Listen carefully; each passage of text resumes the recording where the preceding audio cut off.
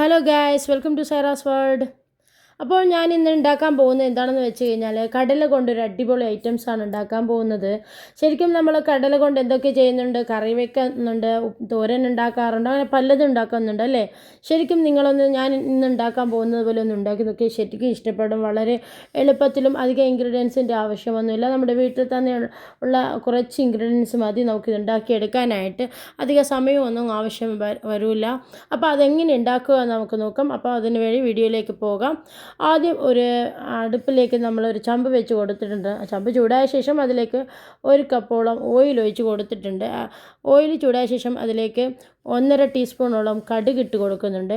കടുക് ഒന്ന് പൊട്ടി നന്നായിട്ട് വന്ന ശേഷം അതിലേക്ക് 3 തണ്ട് കറിയിലയും കൂടി ഇട്ട് കൊടുത്തിട്ടുണ്ട്.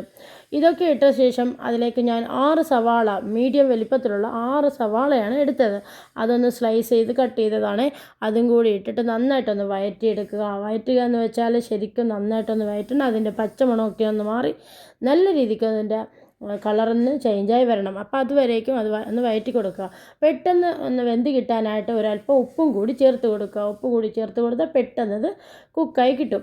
അങ്ങനെ ഉപ്പും കൂടി ചേർത്ത ശേഷം നന്നായിട്ട് വഴറ്റുക. പിന്നെ അതുകൊണ്ട് തന്നെ ഞാനൊരു അടുപ്പ് വെച്ച് കൊടുക്കുകയാണ് നന്നായിട്ടൊന്ന് വെന്ത് കിട്ടാനായിട്ട്.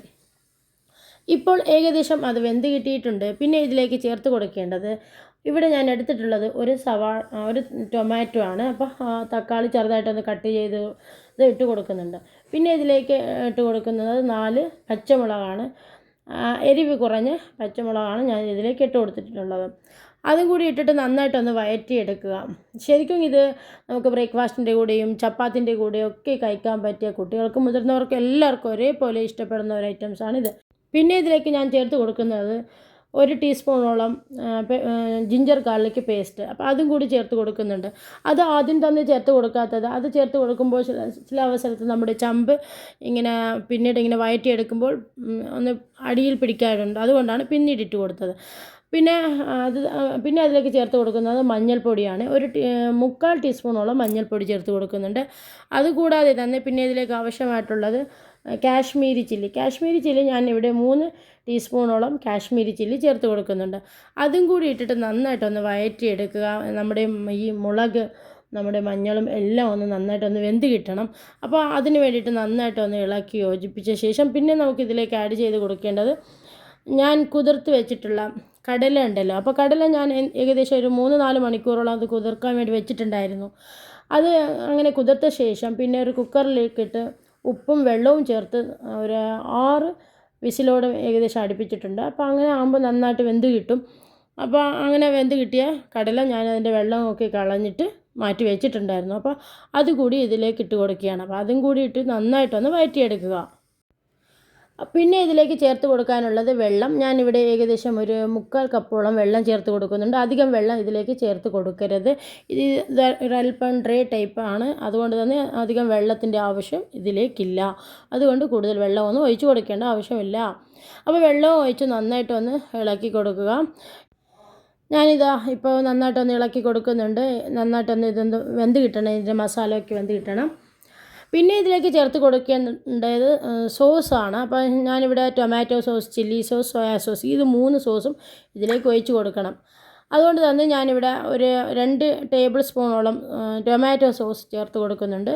പിന്നെ ഇതുകൂടാതെ ഇതിലേക്ക് ചേർക്കാനുള്ളത് ഗ്രീൻ ചില്ലി സോസാണ്. പിന്നെ അതും കൂടി ചേർത്ത് കൊടുക്കുന്നുണ്ട്. അത് 1 ടേബിൾ സ്പൂണോളം ഗ്രീൻ ചില്ലി സോസ് ചേർത്ത് കൊടുക്കുന്നുണ്ട്. ഏകദേശം നമ്മൾ എടുത്തിട്ടുള്ളത് 3 കപ്പോളം കടലയാണ് എടുത്തിട്ടുള്ളത്. അപ്പോൾ അതിലേക്ക് ആവശ്യമായിട്ടുള്ള ഇൻഗ്രീഡിയൻസ് ആണ് ഞാൻ ഈ പറയുന്നത്. അപ്പോൾ 1 ടേബിൾ സ്പൂണോളം നമ്മുടെ ഗ്രീൻ ചില്ലി സോസും ചേർത്ത് കൊടുക്കുന്നുണ്ട്. പിന്നെ അതുകൂടാതെ തന്നെ 1 ടേബിൾ സ്പൂണോളം സോയാ സോസും കൂടി ചേർത്ത് കൊടുക്കുക. ഇത് 3 സോസും ഒഴിച്ച് കൊടുത്ത ശേഷം നന്നായിട്ടൊന്ന് ഇളക്കി മസാല നന്നായിട്ട് ഇതെല്ലാം കൂടി ഒന്ന് കടലയിലേക്ക് ഇങ്ങനെ പിടിച്ച് കിട്ടണം. അപ്പോൾ അതിന് വേണ്ടിയിട്ട് എന്ത് ചെയ്യണം, നന്നായിട്ടൊന്ന് ഇളക്കി കൊടുക്കുക. ഈ സമയത്ത് നമ്മുടെ ഫ്ലെയിം വെക്കേണ്ടത് മീഡിയം ടു ലോയിലായിരിക്കണം വെക്കേണ്ടത്. ഹൈ ഫ്ലെയിമിൽ വെക്കാൻ പാടില്ല. ഓക്കെ, ഏകദേശം എല്ലാ സാധനങ്ങളും വെന്ത് കിട്ടിയിട്ടുണ്ട്. നമ്മുടെ ഈ ഇൻഗ്രീഡിയൻസൊക്കെ ഏകദേശം വെന്ത് കിട്ടിയിട്ടുണ്ട്. അപ്പോൾ മസാല വേകേണ്ട ആവശ്യമേ ഉള്ളൂ. അതുകൊണ്ട് തന്നെ അധികം തീ കൂട്ടി വെക്കേണ്ട ആവശ്യമില്ല. അപ്പോൾ അതങ്ങനെ നന്നായിട്ടൊന്ന് ഇളക്കി കൊടുത്ത ശേഷം പിന്നെ ഇതിലേക്ക് ചേർത്ത് കൊടുക്കാനുള്ളത് ഉപ്പാണ്. ഞാൻ ഓൾറെഡി നമ്മുടെ കടല വേവിക്കുമ്പോൾ തന്നെ ഉപ്പ് കൊടുത്തിട്ടുണ്ടായിരുന്നു. അതുകൂടാതെ തന്നെ സവാള വഴറ്റുമ്പോൾ അതിലേക്ക് അല്പം ഉപ്പ് ചേർത്ത് കൊടുത്തതാണ്. അപ്പോൾ അതുകൊണ്ട് തന്നെ പിന്നീട് ഉപ്പിടുമ്പോൾ ഒന്ന് നോക്കി ഇട്ടാൽ മതിയാകും. ഇപ്പോൾ ഞാനൊരു 1/4 ടീസ്പൂണോളം ഉപ്പ് കൂടി ചേർത്ത് കൊടുക്കുന്നുണ്ട്. ഇപ്പോൾ ഏകദേശം ഉപ്പ് കറക്റ്റായി വന്നിട്ടുണ്ട്. അത് കൂടിയിട്ട ശേഷം നമുക്കൊന്ന് നന്നായിട്ടൊന്ന് ഇളക്കി കൊടുക്കുക. ഇളക്കി എന്തായാലും ഒരു 10-15 മിനിറ്റോളം ഇത് നമുക്ക് അടപ്പൊന്ന് വെച്ച് വേവിക്കേണ്ടതായിട്ടുണ്ട്. ശരിക്കും ഇത് നമ്മുടെ റൈസിൻ്റെ കൂടെയൊക്കെ നന്നായിട്ടാണ്, ഗീ റൈസിൻ്റെ കൂടെയും കോക്കനട്ട് റൈസിൻ്റെ കൂടെയൊക്കെ അടിപൊളിയാണ്. അതുപോലെ ബ്രേക്ക്ഫാസ്റ്റിന് നമുക്ക് ചപ്പാത്തിൻ്റെ കൂടെയൊക്കെ, ദോശയുടെ കൂടെ അടിപൊളി, എല്ലാറ്റിൻ്റെ കൂടെയും സൂപ്പറായിട്ട് നമുക്ക് ഉണ്ടാക്കാൻ പറ്റിയ ഒരു അടിപൊളി സംഭവമാണ് നമ്മുടെ ഈ കടല മസാല എന്ന് വേണമെങ്കിൽ അങ്ങനെ പറയാം, പിന്നെ കടല റോസ്റ്റെങ്കിൽ അങ്ങനെയും പറയാം. പ്രത്യേകിച്ച് ഞാനിതിന് ശരിക്കും പറഞ്ഞാൽ അതിൻ്റെ പേരൊന്നും ഇട്ടിട്ടില്ല. ഞാൻ പലപ്പോഴും ഇത് ഉണ്ടാക്കി നോക്കാറുണ്ടായിരുന്നു. അപ്പോൾ അതുകൊണ്ട് ഇത് വീഡിയോ ചെയ്യാമെന്ന് കരുതി വീഡിയോ ചെയ്തതാണ്. അപ്പോൾ എല്ലാവരും ഒന്ന് ട്രൈ ചെയ്ത് നോക്കണം. ഞാനിതാ വീണ്ടും ഇതിൻ്റെ അടപ്പ് ഒന്നുകൂടി വെച്ച് കൊടുക്കുകയാണ്. എങ്ങനെയായാലും ഒരു 5-10 മിനിറ്റ് ഒന്ന് വീണ്ടും കുക്കായി കിട്ടട്ടെ. ഇപ്പോൾ ലോ ഫ്ലെയിമിലേക്ക് ഇട്ട് കൊടുത്താൽ മതി. പതിയെ അത് കുക്കായിക്കോളും.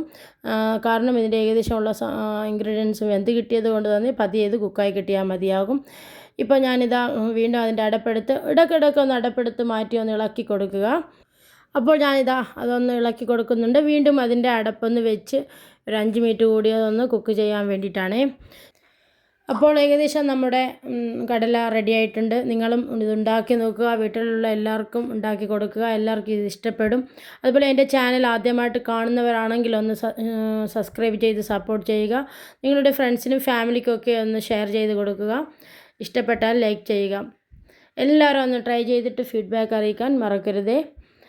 തീർച്ചയായിട്ടും നിങ്ങൾക്കിത് ഇഷ്ടപ്പെടും. എല്ലാവരും ഒന്ന് ഉണ്ടാക്കി നോക്കുക. Thank you for watching.